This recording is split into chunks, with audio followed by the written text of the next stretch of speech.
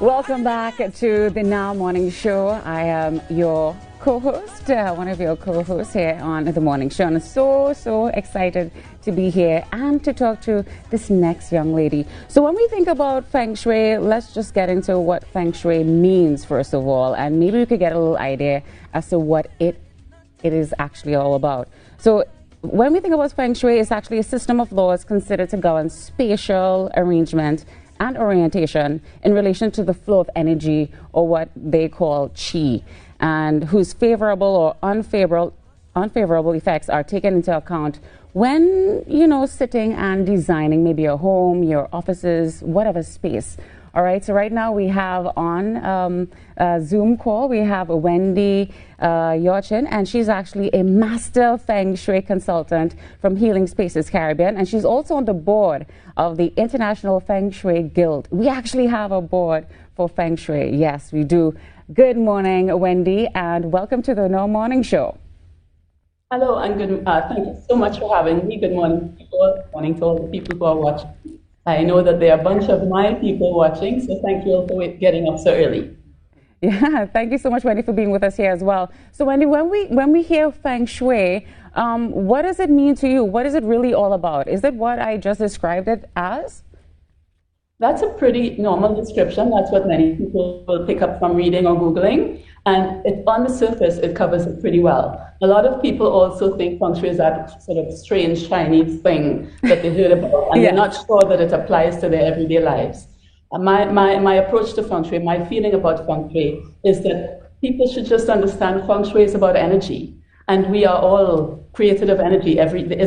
What we call qi is the essential or universal energy that is everywhere in everything, in you and me, and the birds and the bees, the flowers and the trees, the fishes, the sea, the sun. And so Feng Shui is about, it gives us a very elegant way of managing or shaping the energy or the energetics in various situations and various spaces, I call them, to enhance life, for the betterment of life.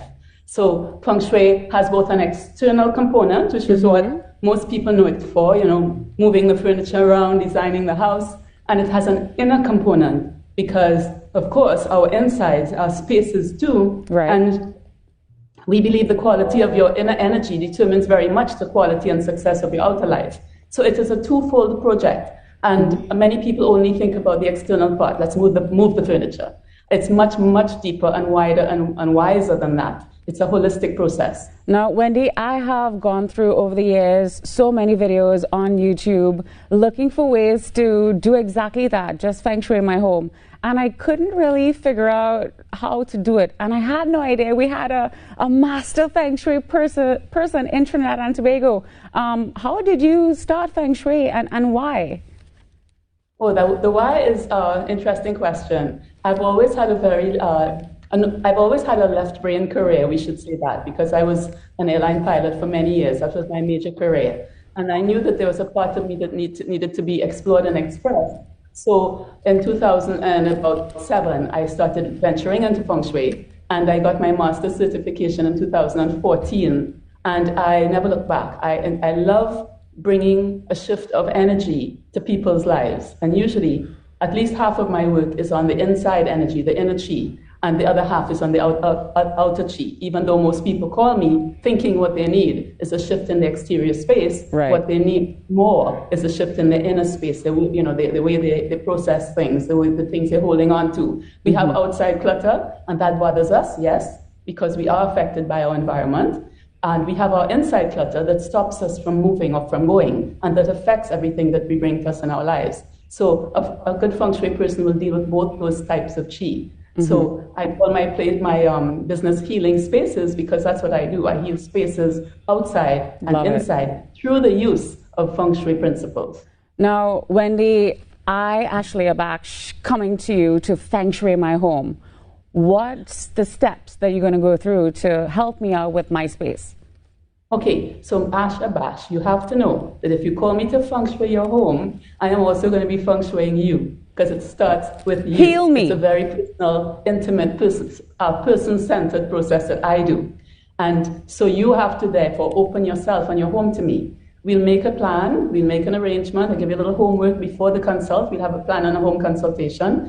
And in that consultation, you and I will get to know each other very well before I look at your home to see how relevant it is to what's going on in your life and what you need or want to bring into your life, and maybe why you haven't been getting those things. Because the outside reflects the inside, and a lot of what's going on in your home came from you. And therefore, shifting it with your intention, we shift a lot of what's going on inside.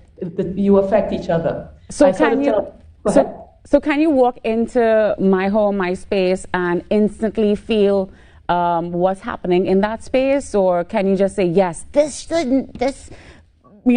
camera or this phone or this bottle of water shouldn't be here in this space? Do you pick up on those things instantly?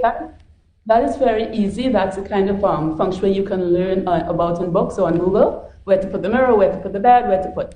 So what you do when you pay the money to bring in a specialist is you get a lot more than that. As I said, they come in and they feel your space as well as see your space. They'll see the little things like that, the physicality of things, whether they feel right, whether they balance, whether the flow is there or not. But they'll also see how your space represents problems in your personal life as you have expressed them to me, and therefore look at your space as a healing ground or fixing ground to adjust and to make you conscious of the blockages or the problems or the places that you are not looking or not exploring in your personal, in your insides. It is a very holistic thing or quantum thing. And especially, because remember, we are energy. Your home has energy, and it has your energy. It's very important for your home energy to support what you want in your life and to release the things that you don't want in your life. And especially what we have been experiencing inside the pandemic as well.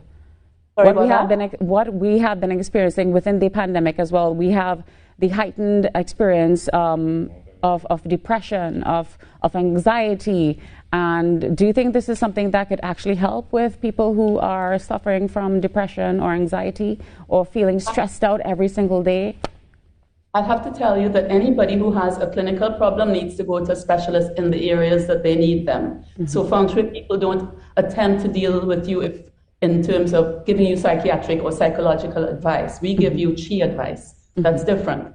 And yes, in this time, that what we've been going through as a planet and as a Trinidad and Tobago as a country in the last year and a half will have had a huge effect on the energy of the country, the world. I'm sure we all feel it. And the energy of Trinidad and Tobago, the energy of people in their workspaces, and the energy of people in their homes. So right now, I think feng shui is critical. Hey, we should do feng shui for the world. For Trinidad and Tobago specifically. But surely, each of us should be able to do some feng shui for our homes and the places where we work. Consider this, Ashley. Until now, until COVID came along, you would have, let's say you had a family, 2 people and kids, and in the morning they'd all get up and go to work in different directions, and the kids will toddle off to school, and then they come home, and home would be the haven. The energy of home, whether it be humble or big, would be the family have a place of rest and family time. Now all of a sudden we are catapulted to where the mother, the father, if there are 2 people, and the kids are all in the same home, which was never expecting that, trying to continue their business, their work, and kids trying to do their schoolwork all the time at home and socialize at home. And the energy of business and work has now taken over our homes, and our home energy was not ever meant for that. So now there's an imbalance or disconnect, and people are struggling because they have to do the work and they have to do the school. So again, feng shui is critical at a time like this, to have someone who can balance the energies and make the space feel right for all the many different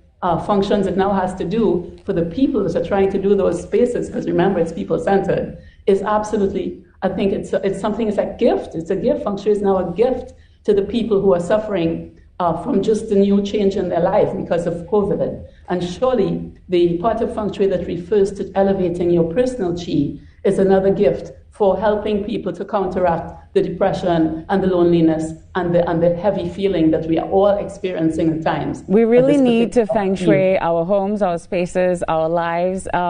Any final words before we end the interview, Wendy, this morning? Not really. If this was a call-in question, how can we contact you? To take questions. How can we contact you for more information? I'll give you something that people can hold on to. Yes, please. of course, I do consultations, and I love to teach Feng Shui. I love to do workshops. I have several workshops that if somebody wanted just to experience my approach to Feng Shui, they could check me out. I'm on Healing Spaces Caribbean, and perhaps experience one of the workshops that introduce them to the way I deal with energy and try it in their own lives, try it in their homes. You will be hearing from me. That's a very expensive way to have practical Feng Shui tips for your life. Thank you so much, Wendy. Thank you. Let's take a quick break and we'll be right back.